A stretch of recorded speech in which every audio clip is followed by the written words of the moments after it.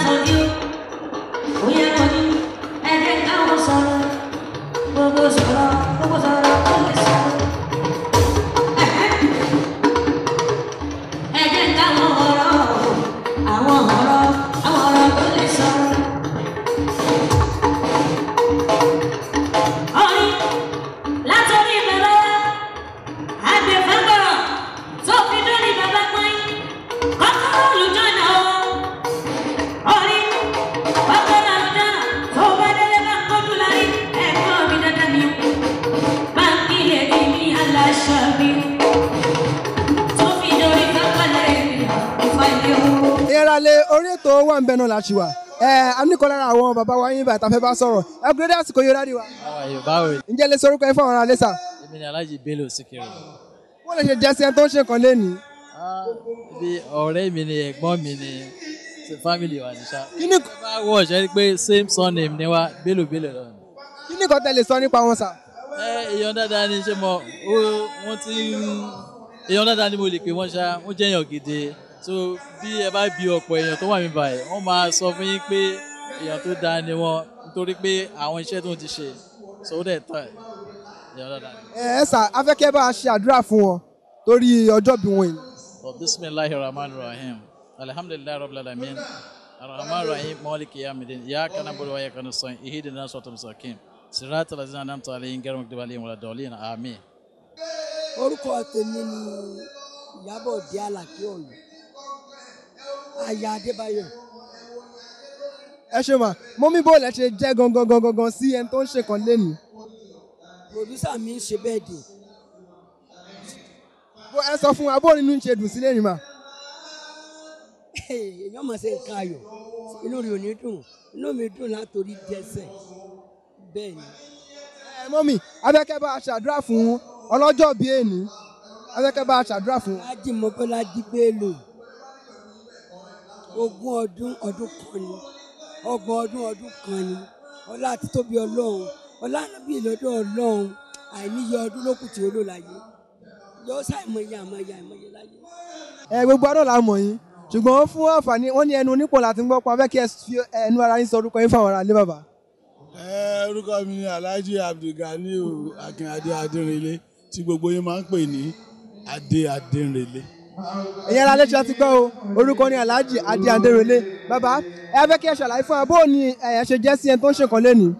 Bọ́lájí Bello èèyàn wa gidigidi ni èèyàn wa gidi alálùbáríkà ni èèyàn tó jẹ́ pé kò ń fi ojú pààyàn rẹ ni bó ṣe fẹ́ràn ọmọdé náà ló fẹ́ràn àgbàlagbà. Bọ́lájí Bello Ọlọ́run máa lékún àlùbáríkà èèyàn gidi ni. ẹ ṣeun gan bàbá abẹ́kẹ́ bá wọn gbàdúrà fún torí ọjọ́ bí wọn ò ní. Ọlọ́run tó sọ láti inú oyún tígbà tán bí tó fi lọ́dún kan títí dé 50 years ọ̀nà náà ó máa sọ títí láéláé ó máa ṣe 60 á ṣe 70 á ṣe 80 á ṣe 90 á ṣe 100 á ṣe 110 á ṣe 120 nínú owó àti ìdẹ̀ra tó bá tó 150 tó bá lóun fẹ́ máa lọ wẹ́ ayọ̀ǹdẹ̀ ṣùgbọ́n àdúrà mi ni pé gbogbo ìgbà tí ó bá lò láyé kò nílò nínú ìnira kò dẹ̀ ní jẹ ayé àwọn ọmọ ẹ̀ máyé ọláhùlà wàlá kùwátà ilà abìlà ilà àlẹ́wìlẹ̀ àti bẹ́ẹ̀ ló máa rí o. ẹnu lóyún òyìn àmì ìbéèrè o bàbá gbọ́n kọ́mẹ́díà rẹ̀ o ìyẹn máa kàrí ayé bàbá gbọ́n alábàdàrẹ́ o ìyẹn máa kàrí ayé o ẹnu lóyún òyìn àmì ìbéèrè o. gbogbo lóye tó wà níjókòó ẹ fún ayín láti ẹwọ́ kórìlẹ̀ tínú yín dùn sí ayẹyẹ méjì tá à ń ṣe lónìí ìfilọ́lẹ̀ àwo àti bẹ́ẹ̀dẹ̀ ọ̀rẹ́ mi Bọ́lájí Bello òun pé 50 tiẹ̀ lónìí wà hàlẹ̀ just because of 2 weeks to my home so ní kó mo sì lè fi rẹ́sà ká 2 weeks rẹ̀ lẹ́kọ̀ọ́ pọ́sibú ni ọ̀dà àbọ̀dà Bọ́lájí bẹ́ẹ̀ torí tó bá lọ bí wàá nù nílé kan náà nígbà tójú sí wà lórúkú tójú òtí ìlà tó báyìí tábà bẹ́ẹ̀ nìkan lónìí tábà nìkan ní ọ̀la ẹni tábí lónìí ẹ̀gbọ́n ló jẹ́ bẹ́ẹ̀ ni tábí lọ́la ẹni tábí lọ́la yẹn gbọ́dọ̀ pé ló kọ bọ̀dá ní ọ̀mọ̀ pé. ẹ̀yin ará lé orí ètò wà ń bẹ náà la ṣe wà ẹ tún gẹ̀ẹ́sì kankan mo ní àlejò kan lẹ́gbẹ̀ẹ́ mi lọ́wọ́lọ́wọ́ báyìí mo fẹ́ bá wọn sọ̀rọ̀ ẹ ní sùúrù wọ́n máa ẹ kú dédé àsìkò yìí o. àwa ni ẹ kú dédé wò yìí. ǹjẹ́ lè bá a sọ̀rọ̀ kan fún ara lé. orúkọ mi ni Ọlájùmọ̀kẹ́ Khadijat Adélóyè aya Kolak tí gbogbo èèyàn mọ̀ sí ẹwà Islam. bó lè ṣe jẹ́ gangan sí ẹni tó ń ṣe nǹkan lénìí. àwa dàbí ọmọọṣẹ́ sí wọn torí ọ̀gá wa ni wọ́n bàbá wa ni wọ́n aṣíwájú rere dẹ̀ ni.